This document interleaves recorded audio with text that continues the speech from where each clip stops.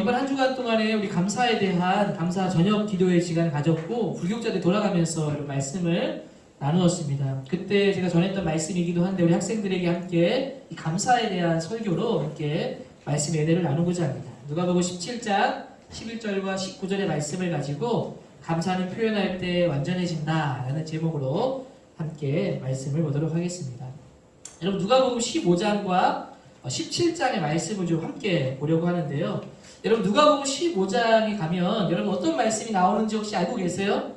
거기에 우리가 잘 알고 있는 복음 캠페인 때 나왔던 아들의 이야기가 누가복음 15장에 담겨 있습니다. 바로 두 아들 탕자 이야기로 불리는 그 아들의 이야기가 담겨 있죠. 여러분 그 중에 둘째 아들은요, 우리가 잘 알고 있는 탕자로 불리는 아들입니다. 탕자라는 뜻이 우리가 전에 살펴보았듯이 사치를 일삼고 무절제한이라는 뜻을 가지고 있다고 했죠. 이 둘째 아들은요, 어떤 삶을 살았는가 하면 사치스럽고 방종스러운 삶을 살았습니다. 그 아들이요, 누가복음 15장 12절에 보니까 아버지에게 이런 요청을 합니다. 그 둘째가 아버지에게 말하되 아버지여 재산 중에서 내게 돌아올 분깃을 내게 주소서. 여러분 이 이야기를 듣고 있던 사람들은 한숨이 절로 나왔을 겁니다. 아니 지금 아버지에게 해서는 안 될 말을 하고 있는 거예요. 너무 무례한 요구를 드리고 있는 거죠. 아니 무례함을 넘어서 버릇없는 요구를 하고 있는 겁니다. 왜 이게 버릇없는 요구입니까? 아버지가요 이런 말을 하는 거예요. 노골적으로 이 아들이 아버지에게 아버지가 살아계셔서 내가 받을 유산이 있는데 받지 못하고 있네요 라는 말이에요. 이 말에는 가로 열고 아버지가 빨리 돌아가셨으면 가로 닫고, 그러니까 아버지가 빨리 돌아가셔야 내가 재산을 받는데 아버지 살아계시니까 못 받잖아요. 그러니까 미리 땡겨주세요 라고 말하고 있는 겁니다. 여러분 자식된 도리로서 어떻게 이런 말을 할 수 있을까요? 저도 아들이 둘이 있지만 제 아들이 저한테 이렇게 말했다고 한다면 아빠가 살아계셔서 내가 받을 몫을 못 받고 있네 이러면 충격받을 것 같아요. 아, 두통 이러면서. 여러분 무례한 요구를 하고 있는 겁니다. 근데 이 아들이 이런 말을 하는 걸 볼 때 선을 넘은 거잖아요. 어떻게 이런 말을 함부로 할 수 있었을까를 한번 곰곰이 상상력을 동원해서 생각해 봅니다. 이 이야기 속에 담겨있지 않은 상상력을 발휘해 보는 거예요. 어떤 상상을 해보는가 하면 이 아들이 바로 아버지한테 이런 요구를 하지 않았을 것이다. 그러면 어떻게 했을까? 이미 이전부터 아버지한테 수많은 요구들을 해왔던 거죠. 이런저런 요구들을 했는데 아버지가 그 요구들을 듣고 다 들어주신 겁니다. 아버지가 계속 어떤 요구든 해주니까 들어주시고 하니까 이제는 넘지 말아야 될 선을 넘어서 아버지에게 지금 요청하고 있는 겁니다. 둘째는 아마도요 이런 요구를 할 때 이런 마음이었을 거예요. 아버지는 이 얘기를 해도 화내지 않고 내 얘기를 들어주실 거야. 그래서 언제나 아버지는 요구를 들어주시는 분이었기 때문에 둘째 아들은요 언제나 원하는 것을 달라고 표현을 잘하는 아들이었다. 이런 상상을 해볼 수 있습니다. 그리고 그 아버지는 그 아들의 요구를 다 들어주시는 분이었다. 그러니까 아들이 여러분 결국 아버지의 요구가 들어주게 된 거예요. 아버지가 재산을 나누어 주었고 이 둘째 아들은 재산을 잔뜩 가지고 먼 나라로 드디어 떠납니다. 야이씨! 드디어 내가 원하는 삶을 살 거야. Enjoy life! 이러면서 와! 여러분 무슨 일 있는 거 아니죠? 수업도 끝났는데 왜 이렇게 얼굴이 어두워요? 하나는 망탕하게 막 인생을 막 즐기면서 여러분 사는 겁니다. 근데 여러분 버는 거 없이요 쓰기만 하니까 돈이 남아나겠어요? 펑펑 쓰니까 재산이 다 날아가고 아무것도 없이 재산을 탕진하게 된 겁니다. 근데 여러분 항상요 안 좋은 일들은 겹쳐서 나타날 때가 많이 있잖아요. 엎친 데 덮친 격으로 이 탕자가 돈을 다 써버렸는데 또 하필 그 지역에 흉년이 난 거예요. 먹을 것이 없고 민심이 흉흉해지고 어려운 사람을 돌봐줄 사람이 없게 된 겁니다. 여러분 이 아들은요 빈털터리가 되었고 거지꼴이 되고 말았습니다. 얼마나 궁핍했는지 아무 집에 찾아가서 구걸하는 신세가 되고 말았어요. 그 아들의 신세를 그나마 불쌍하게 여긴 한 사람이 집 안으로 들였는데 그 대신에 돼지치는 일을 그에게 맡깁니다. 여러분 돼지치는 일을 하고 있는데도 불구하고 이 배고픔이 가시지 않는 거예요. 근데 돼지가 먹고 있는 쥐염 열매를 보니까 얼마나 배가 고팠는지 그것마저 내가 먹을까라는 생각이 드는 겁니다. 여러분 이 돼지가 먹는 음식을 먹는다라는 생각을 한 것 자체만으로도 이 둘째 아들이 어떤 상황에 놓였는지 상상이 되세요? 굉장히 거짓거리고 비참하고 배고픔이 가시지 않는 비통한 심정 가운데 있음을 짐작해 볼 수 있습니다. 여러분, 이렇게 궁핍한 중에 아들이 배가 골마하며 힘들어하고 있을 때 아버지의 집이 떠오르는 거예요. 야, 아버지의 집에 살 때는 너무나 풍족했는데. 여러분, 누가복음 15장 17절 말씀해 보면 이런 얘기를 합니다. 스스로 돌이켜 이르되 내 아버지에게는 양식이 풍족한 일꾼이 얼마나 많은가? 나는 여기서 굶어 죽는구나. 아니, 아버지의 집에는 그렇게 풍족한 일꾼과 먹을 것이 풍성했는데 나는 여기서 굶어 죽는구나 라고 하며 한탄에 하고 있는 겁니다. 그리고는요, 이 둘째 아들이 마음속으로 결정을 하죠. 그래, 결심했어. 아버지께 돌아가서 용서를 구하자. 용서를 구하고 아버지의 아들이라 일꾼을 받지 않고 아버지의 종이라도 되어야겠다. 품꾼이라도 되어야겠다. 그러면 지금보다는 좀 더 나을 것이다 라고 생각하고 돌아갈 결심을 합니다. 여러분, 아마 이런 결심을 할 수 있었던 배경도요, 이전부터 여전히 아빠한테 잘 표현했던 그 아들의 요구를 잘 들어줬던 그 아버지. 그러니까 얘는 돌아가는 결정도 어쩌면 되게 쉬웠을 거예요. 그래, 아버지께 돌아가야겠다. 마음에 내심 이런 마음 있지 않았을까요? 그래도 아버지는 나를 받아주실 거예요. 내치진 않으실 거예요. 결정하기 쉬웠지 않았을까? 여러분, 어쨌든 이 아들은 결심을 하고 아버지께로 돌아가게 되어집니다. 여러분, 이 둘째 아들은요, 거지 행색이 된 채로 이제 아버지의 집으로 갑니다. 집 근처에 다다르게 되자 저 멀리 누가 있는 거예요? 누가 있었을까요? 은지야, 누가 있었을까? 그렇죠. 아버지가 저 멀리. 은지야, 아버지가 딱 그날따라 우연치 않게 나왔는데 마주쳤을까? 아니면 매일같이 나와서 기다렸다가 만난 걸까? 아, 우리 은지가 이 정도입니다. 여러분, 매일 아버지가요 나와 있던 거죠. 우연치 않게 만난 게 아니라는 겁니다. 드디어 아버지가 아들을 만나자 너무 반가워서 아들을 향해 뛰어오는 거예요. 그리고 아들을 안아줍니다. 그리고 20절 말씀에 뭐라고 하냐면 아직도 거리가 먼데 아버지가 그를 보고 치근히 여겨 달려가 라고 나와 있어요. 달려가 목을 안고 입을 맞추니. 여러분, 거짓골이 되고 냄새가 나는 그 아들을 위해 달려가고 와락 앉는 아버지의 모습을 한번 상상해 보십시오. 그 아버지의 사랑을 받는 아들의 마음은 어땠을까요? 달려와 안아주는 아버지를 볼 때 마음이 얼마나 행복했을까? 둘째는 아들을 안아주는 아버지를 향해서 아버지, 저는요 이런 사랑 자격을 받을 자격이 없습니다. 제가 하나님과 아버지께 죄를 지었습니다. 이제 아버지 아들이라 불릴 자격이 없습니다 라고 이 말을 합니다. 그런데 아버지는요 그 말을 듣지도 않고요, 아들에게 가장 좋은 옷을 입히고 손에 가락지를 끼우고 신을 신기고 살찐 송아지를 잡아다가 잔치를 베풀어 줍니다.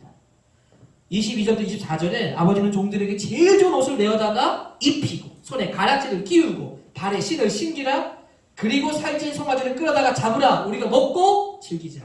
이내 아들은 죽었다가 다시 살아났으며 내가 잃었다가 다시 얻었노라. 그들이 즐거워하더라. 아버지는 죽었던 아들이 돌아왔다고 기뻐하면서 잔치를 벌여주는 겁니다. 여러분, 이렇게 축제가 벌어지고 즐거워하는 동안에 큰 아들은요 한결같이 언제나 아버지를 위해서 열심히 일하고 있었어요. 밭에서.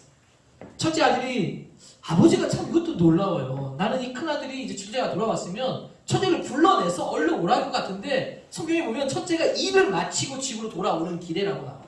돌아오는데 시끄러운 거예요. 그 종에게 물어봅니다. 왜 이렇게 시끄럽냐라고 물었더니 종이 대답합니다. 도련님의 아우님이 돌아오셨습니다. 도련님의 아버지께서 건강하게 돌아온 아들을 위해서 살찐 송아지를 잡아다가 잔치를 벌이고 있습니다. 그 소리를 들은 여러분, 큰 아들은요 기뻐했을까요? 분노했을까요? 분노하죠. 여러분, 어떤 분노인지 여러분들은 다 이해가 되시죠? 편견을 갖고 있는 거예요. 아버지는 늘 둘째만 사랑해라는 편견. 여러분, 아버지를 찾아가 말합니다. 성경에 보면요 29절에 15장 29절에 내가 여러 해 아버지를 섬겨 명이 어기거늘 내게는 염소 새끼라도 주어 나와 내 것으로 즐기게 하신 일이 없더니. 아니, 나를 위해서는요 염소 새끼 한 마리도 잡아준 적이 없으면서 모든 재산 다 탕진하고 돌아온 저 아들을 위해서는 살찐 송아지를 잡아서 잔치를 벌이다니 못마땅한 겁니다. 여러분 왜 못마땅한 거예요? 이 둘째 아들은 동생은 사랑받을 자격이 없는 사람이라고 생각하고 있거든요. 근데 그 아버지가 그런 사랑을 베풀어 주는 게 이해가 되지 않는 겁니다. 아버지의 그 사랑을 이해할 수 없는 거죠. 너무 과분한 사랑을 부어주고 있는 겁니다. 그런데 반대로요, 첫째 아들은 아버지의 사랑을 이해하지 못하고 아버지는 늘 나에게 인색한 분으로 생각하고 있는데 반대로 둘째 아들은 어떻게 생각할까요? 둘째 아들은요, 너무나 풍성한 아버지, 사랑에 충만한 아버지로 경험하고 있는 겁니다. 여러분, 첫째와 둘째가 아버지가 다른 사람이 아니잖아요. 같은 아버지를 여러분 아들들이 자식들이 되어 있습니다. 그런데 여러분 왜 이런 차이가 나타나는 걸까요? 왜 첫째 아들은 못마땅한 아버지, 또 둘째 아들은 너무나 풍성한 아버지로 여기는 걸까요? 여러분 이거에 대한 대답을 생각해 볼 때 이런 질문을 하면 어떨까 싶어요. 만약 첫째가 아버지에게 아버지, 제가요 친구들과 함께 즐기기 위해서 염소 새끼 한 마리 잡아주시겠습니까? 라고 말했다면 이 아버지가 해줬을까요? 안 해줬을까요? 찬구야, 해줬을까? 안 해줬을까? 그렇죠. 우리의 아버지는 그런 아버지잖아요. 해줬죠, 당연히. 근데 왜 창구야, 첫째 아들은 그 염소 새끼 한 마리라도 아버지 잡아주시는 경험을 못 해본 걸까? 나도 말하는 질문이 어려웠던 것 같아. 왜 첫째 아들은 둘째 아들처럼 이런 잔치를 경험하지 못한 겁니까? 여러분 왜 못한 거예요? 왜 그러냐면 첫째 아들은 아버지한테 요청한 적이 없는 거예요. 해달라고 어떤 일을 표현한 적이 없던 겁니다. 여러분 첫째 아들과 둘째 아들의 차이가 무엇인지 아십니까? 둘째 아들은요 끊임없이 자기가 요구하는 것을 표현했어요. 아버지. 그리고 아버지가 풍성한 아버지인 걸 알아갔어요. 근데 첫째는 어떻게 했습니까? 표현하지 않았어요. 그리고 열심히 일했습니다. 내가 이렇게 열심히 하고 있으면 알아주시겠지라고 생각했어요. 내가 말하지 않아도 내가 이만큼 열심히 하면 알아서 나한테 해주시겠지라고 생각했어요. 그런데 말하지 않으니까 모르는 거죠. 모르니까 어떻게 해요? 아버지는 나한테 인색한 아버지가 되어버린 겁니다. 아버지에 대해서 실망하고 아버지를 향한 미움만 가득 차게 된 겁니다. 여러분 이 이야기를 이렇게 보면요, 여기서 정말 중요한 게 뭐냐면 표현이라는 거예요. 표현. 여러분 자신이 필요한 것을 말할 줄 아는 표현이 얼마나 중요한지가 이 이야기를 통해서 우리에게 말해주고 있습니다. 아버지의 사랑을 확인하고 그 사랑을 확인할 수 있는 것은요 표현이라는 거예요. 여러분 사랑은요 표현되어야 알 수 있습니다. 알아서 해주겠지, 그런데 해주지 않으면 실망하는 거예요. 표현하지 않으면 알 수 없는 것이 많이 있습니다. 여러분 특별히 추수감사 주일을 보내면서 감사도 마찬가지입니다. 감사도요 표현하지 않으면 알 수 없어요. 어떤 선물을 줬는데 아무런 대답과 반응이 없으면 이 선물이 좋은지 나쁜지 마음이 어떤지 괜찮은지 알 수가 없다. 표현하지 않으면 알 수 없는 것들이 너무나 많이 있습니다. 여러분 감사도 표현될 때 여러분 진정한 감사가 될 수 있다는 거예요. 여러분 그런 면에서 오늘 우리가 읽었던 이제 누가복음 17장 말씀을 보려고 하는데 감사의 표현이 얼마나 중요한지 아주 잘 보여주는 말씀입니다. 오늘 말씀은요 17장 11절에 예수님께서 예루살렘으로 가실 때 사마리아의 갈릴리 사이로 지나가는 길에 일어난 일입니다. 여러분 그곳에 한 마을에 들어가셨는데 어떤 곳인가 가보니까 나병 환자들이 모여있는 곳이었어요. 여러분 이 마을에 있던 나병 환자들 중에 예수님의 소식을 듣고 반응한 사람들이 있었습니다. 여러분 이 나병 환자들이 다 반응한 게 아니라 10명의 사람만이 반응한 거예요. 예수님의 소문을 들었고 이 예수님이란 나를 어떻게 해줄 수 있겠다라는 기대감을 가진 사람들이었습니다. 여러분 그 나병 환자들이 10명이 예수님께 희망을 가지고 간곡하게 부탁하죠. 13절 말씀에 예수 선생님이여 우리를 불쌍히 여기소서. 불쌍히 여기소서. 이 말이 무슨 말입니까? 우리를 좀 고쳐주세요. 우리도 이 병에서 좀 낫게 해주세요 라고 하는 겁니다. 예수님께 고쳐달라고 하는 그들에게 예수님이 뭐라고 말씀하는가 하면 제사장에게 가서 너희의 몸을 보이라고 말씀합니다. 여러분 고쳐준 것이 아니라 제사장에게 가라라고 말해요. 여러분 왜 그렇게 한 건가 하면 제사장들이 구약의 율법에 의하면 제사장들이 몸에 부정함이 있었다가 나았을 때 너희들이 나음을 받았다라는 판결을 내릴 수 있는 분이에요. 판결을 가지고 있는 사람들이 제사장이었어요. 제사장에 가서 너희들이 나음을 받았다는 판결을 받으라라고 말씀하고 있는 겁니다. 근데 중요한 건 뭐냐면 회복된 상태가 아니라는 거예요. 고쳐준 상태가 아니라는 거예요. 그러면 고쳐지지 않은 상태로 제사장이 갔다가 그대로 몸에 부정한 질병 남이 그대로 있다면 돌에 맞아 죽습니다. 율법에 의하면. 여러분 그런데도 불구하고 이 10명은요 순종하는 거예요. 순종하고 제사장에게 나아갑니다. 여러분 근데 놀랍게도요 이 제사장이 가는 도중에 몸이 치유되는 거예요. 오늘 읽었던 14절 말씀에 보니까 그들이 가다가 깨끗함을 받은지라. 가는 중에 순종하여 가는 중에 깨끗해진 거예요. 여러분 깨끗해지기 시작하니까 감동이 돼요 안 돼요? 감동이 되죠.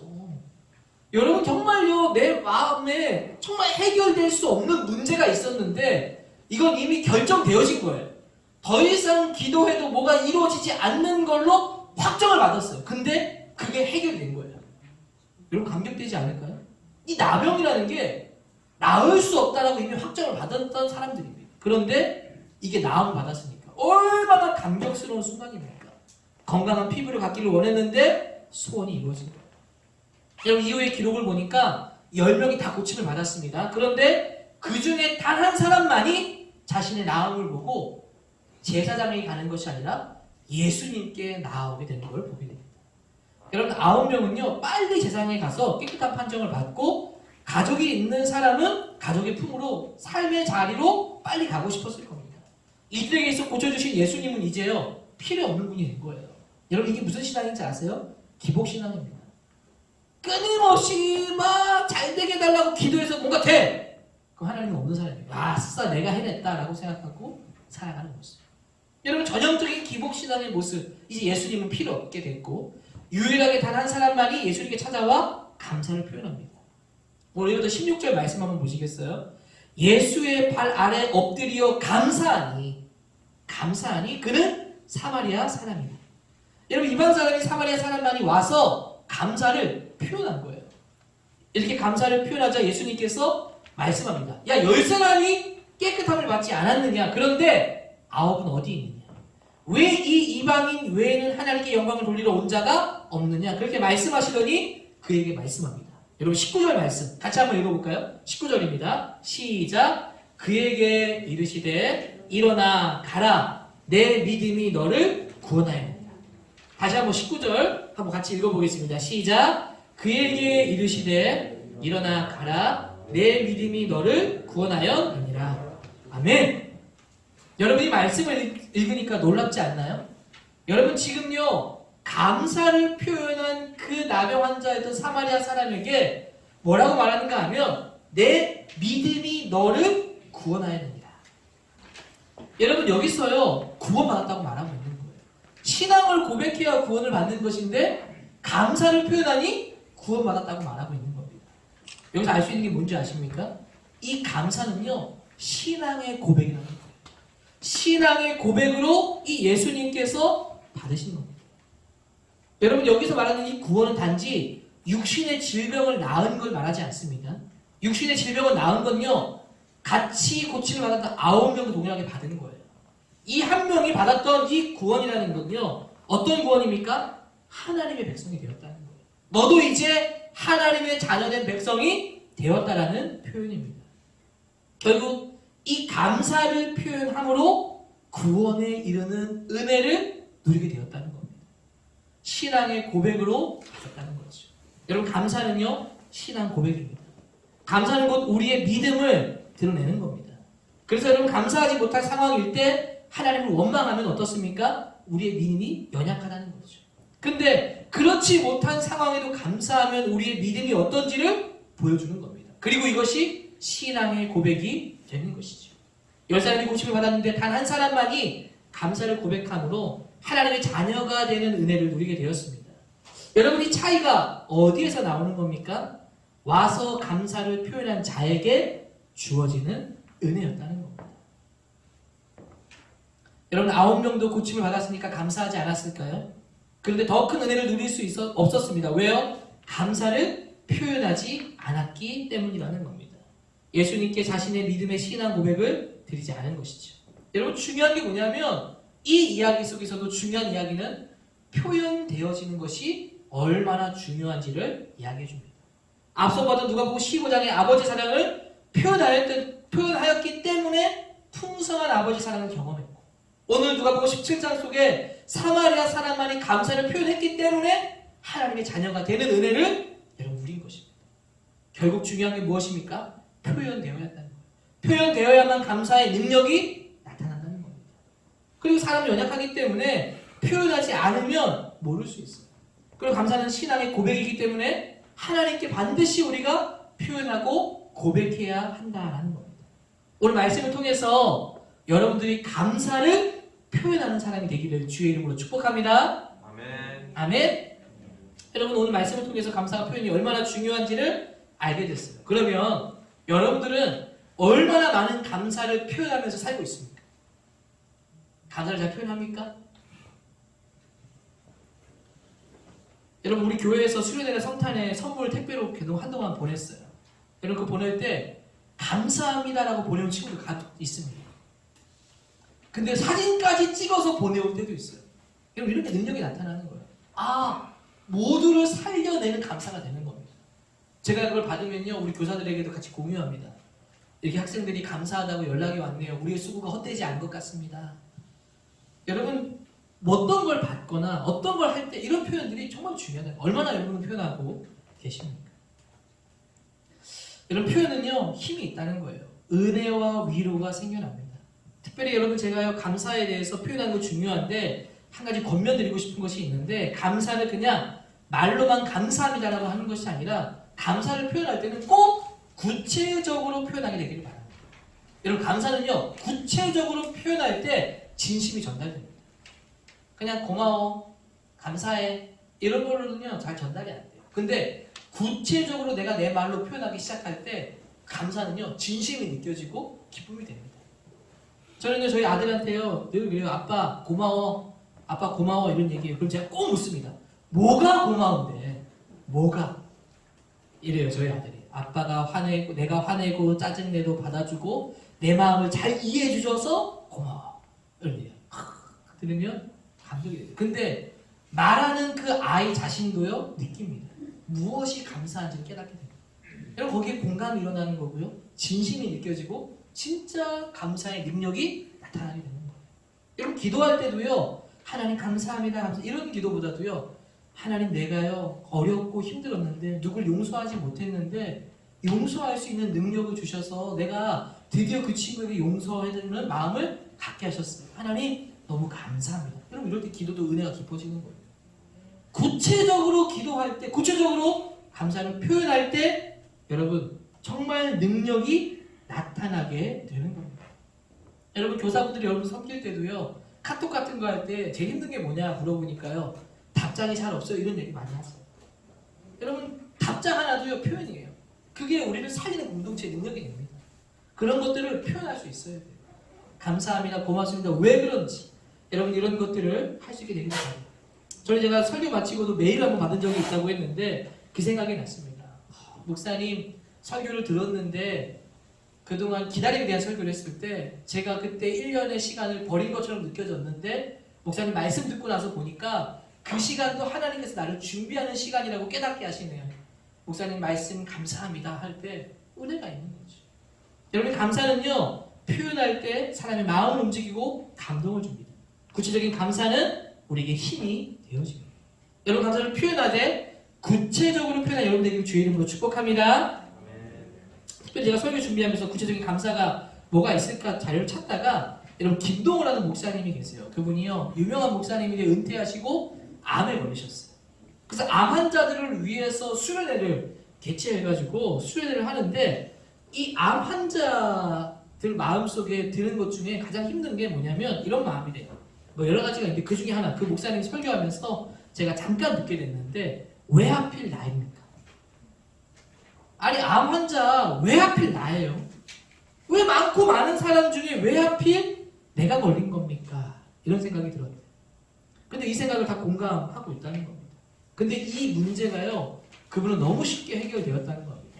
왜냐하면 그 생각과 함께 동시에 어떤 생각이 들었는가 하면 이런 생각이 들었다는 겁니다. 하나님이 자기한테 이렇게 말하는 것 같았대요. 왜? 너는 암에 걸리면 안 돼? 너는 암에 걸리면 안 되는 특별한 이유라도 있어? 너가 암에 안 걸려야만 하는 이유는 뭐냐? 다른 암에 걸린 사람들보다 네가 좀 더 뭐가 나은데 너는 왜 꼭 걸리면 안 되는 건데? 라는 것이 생각이 들었다. 그러자 마음에 그 생각이요 평안을 자신에게 주었다는 거예요. 그러면서 드는 생각이 이 암이라는 것이 잘못해서 걸린 게 아니라 이 악한 세상, 어그러진 세상 속에 질병이 난무하는 이 세상 속에 랜덤으로 누군가는 걸릴 수 있는 건데 그게 나한테 온 거죠. 근데 오히려 이걸 통해서 그런 암 환자들을 섬기고 위로해주고 힘을 주는 사역을 하는 걸 통해서 아픔을 공감하고 메시지에 힘이 있게 되는 걸 통해서 감사하다 이런 얘기하는 거예요. 여러분 제가 뭘 얘기하는 겁니까? 감사가 은혜 받은 것도요 구체적으로 표현할 때 은혜가 와닿는 거예요. 아 저래서 감사할 수 있구나 라는 것이죠. 하나님께서 주신 은혜도 구체적으로 표현해서 나누게 되기를 소망합니다. 그러면 여러분이 감사가 표현하면 저는요 우리 고등부가요 우리 고등부라는 공동체를 주셔서 감사하다고 했는데 아마도 여기에 오고 싶어 할 거예요. 정말 이곳에 머물고 싶어 할 거예요. 왜냐하면 오면 감사가 넘치잖아요. 세워주고 왜 그런지를 알려주고 함께 되는 거죠.